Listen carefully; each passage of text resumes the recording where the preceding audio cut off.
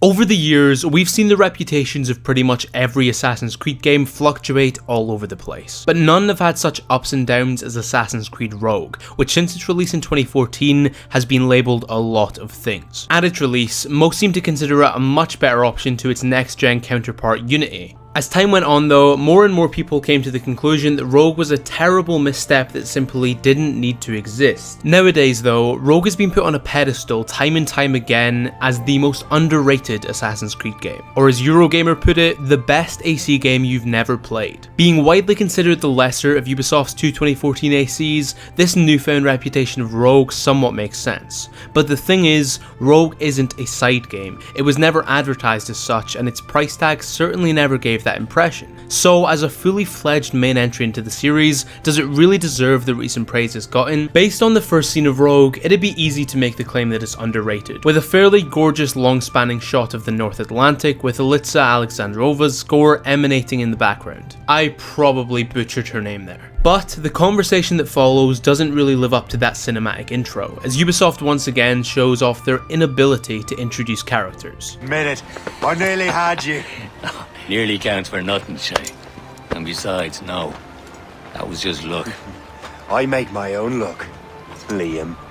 You've been saying that for years, but you're precious little to show for it. Strange introductions aside, It is Capitaine Louis-Joseph Gauthier, Chevalier de la Vérendrye. we get an introduction that in some ways is brilliant for the franchise, and in others is an absolute disaster. This opening section introduces almost all of Rogue's significant gameplay features in about a 5-minute span, and considering most of them carry over directly from Black Flag, this stunted tutorial is a breath of fresh air compared to the bloated hour-long tutorials of past games. However, this tutorial sequence ends with the most underwhelming and disappointing title card drop in the entire series. What course would you have me set, Shay? Time to report back to the mentor. Wouldn't you agree? Wise words, Captain. Wise words.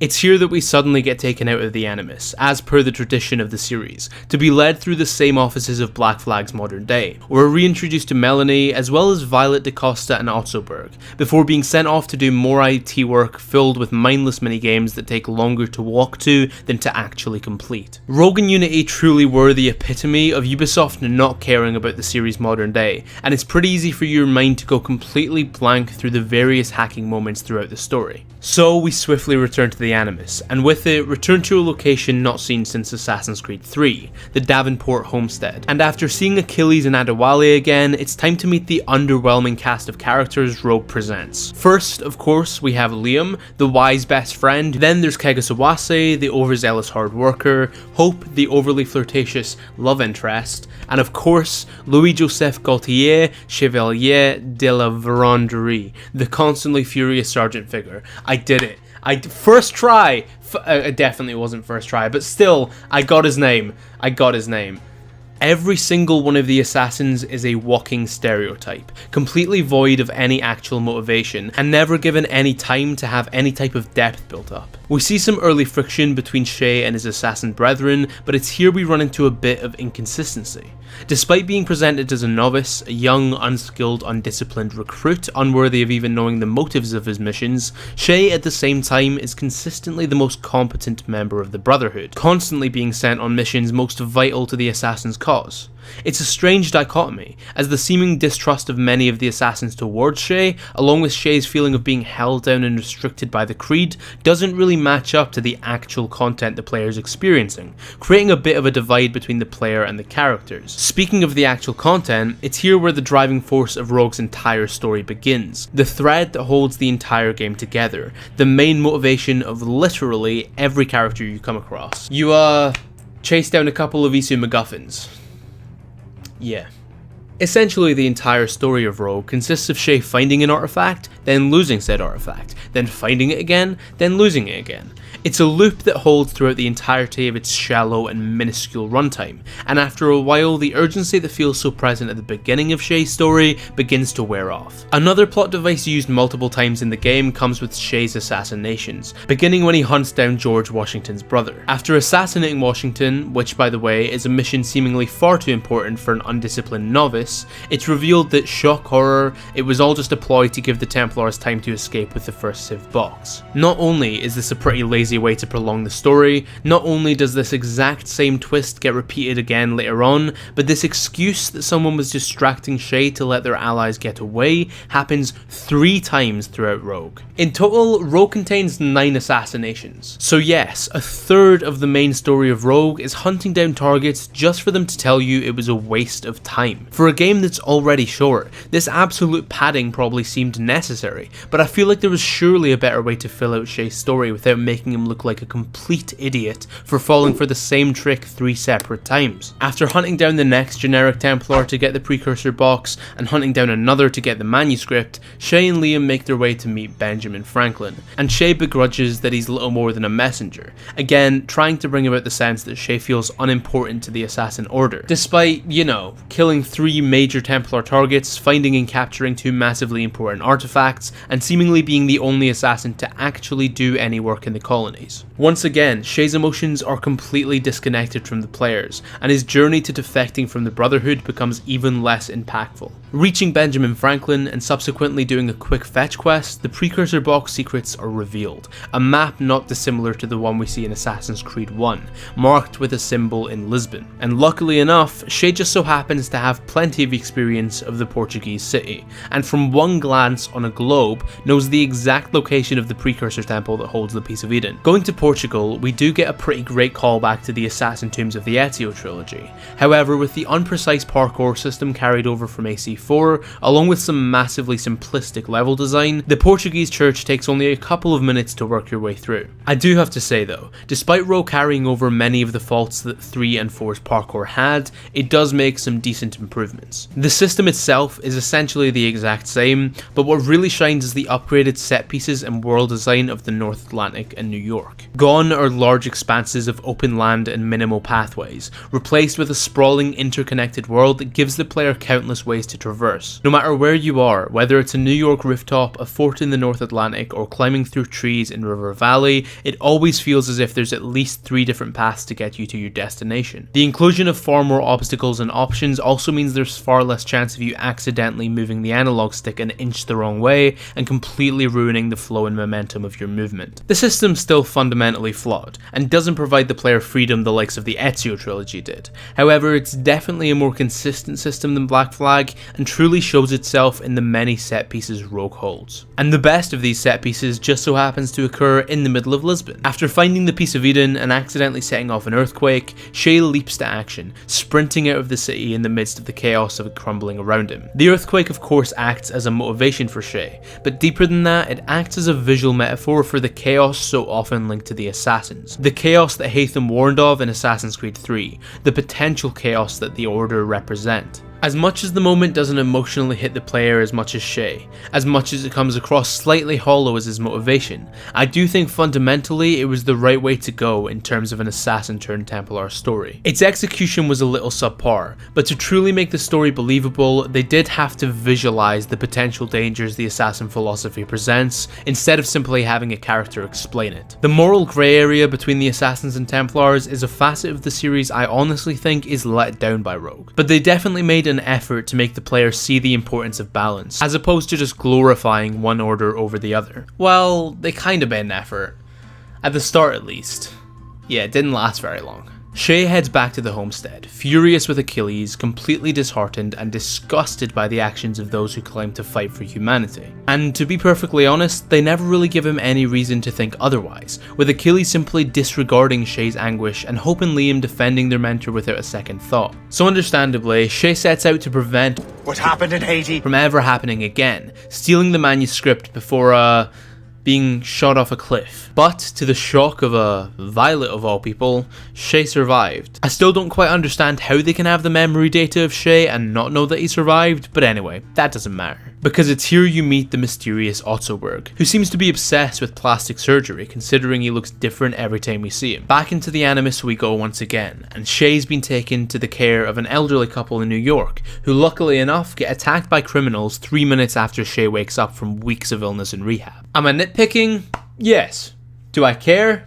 No. Chasing down one of the criminals, Shay's led to a gang hideout where we finally see, the assassins, whose first tenet is hide in plain sight, are in control of a New York gang that wears bright yellow and fly a flag with the assassin insignia for all the city to see.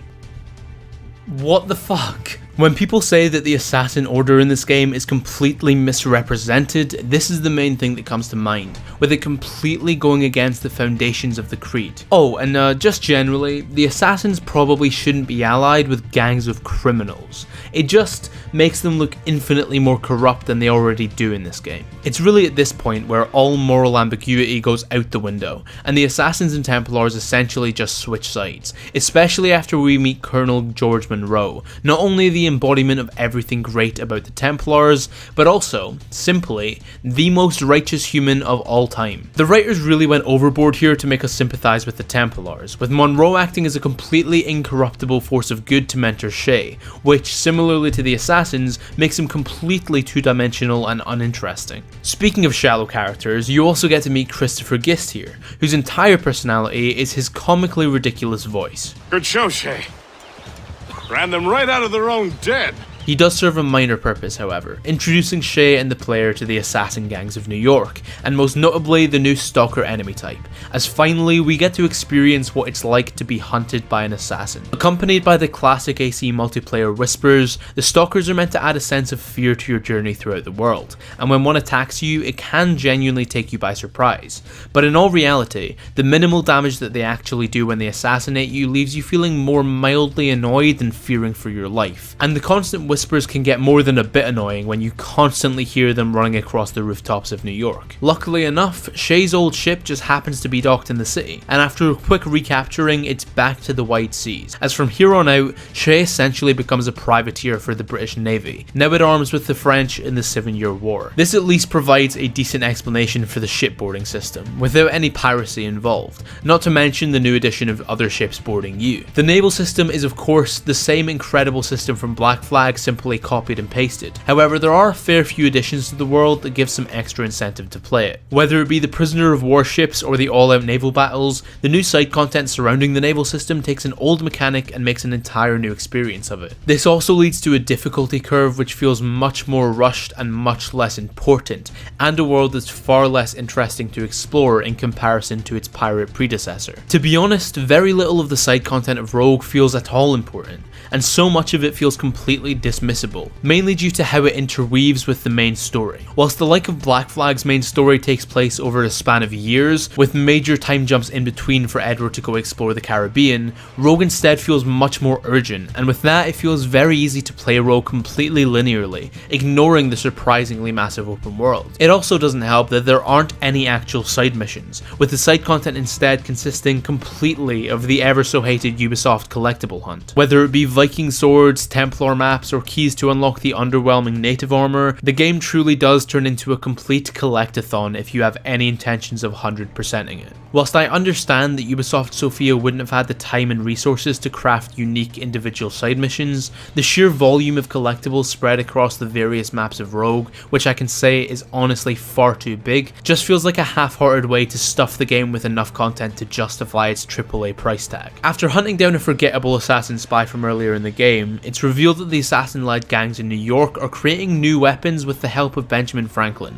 namely chemical bioweapons. Yes, the assassins are embracing their inner war criminal and are developing mustard and tear gas to use in the middle of the second most populated city in the entire country. Yeah, that moral ambiguity really went straight out the window. Shay puts a stop to their plan in the most Michael Bay style possible before returning to Monroe to find himself greeted with a number of other men. Firstly, Jack Weeks, who exists, and William Johnson, who is a mind-numbingly boring character in his first game and hasn't gotten any better since. A couple of time jumps later, and Shay ends up in the North Atlantic, slap bang in the middle of the 7 Years' War, where, for some fucking reason, Kegasawase is leading French troops, with the assassins fully entrenched in war. Now, of course, this completely goes against the creed, and the fact that the assassins so constantly go against the philosophy of their own order in this game really takes away from the Templar fantasy it's trying to create. Rogue was advertised as a game where you take the shoes of a Templar fighting against the assassins, but in all reality, Shay ends up as little more than a privateer fighting against the French military. Their inclusion in the war, along with their flag-flying criminal empire, completely dissolves any earlier illusions of the game poking holes in the assassin philosophy, and instead of actually showing the negatives of it with any nuance, it simply morphs the assassins into a cult of battle-obsessed megalomaniacs who at no point show any signs of fighting for the people or even caring about human life. Diluting down the main narrative theme of your game to this extent really makes it hard to connect with Rogue,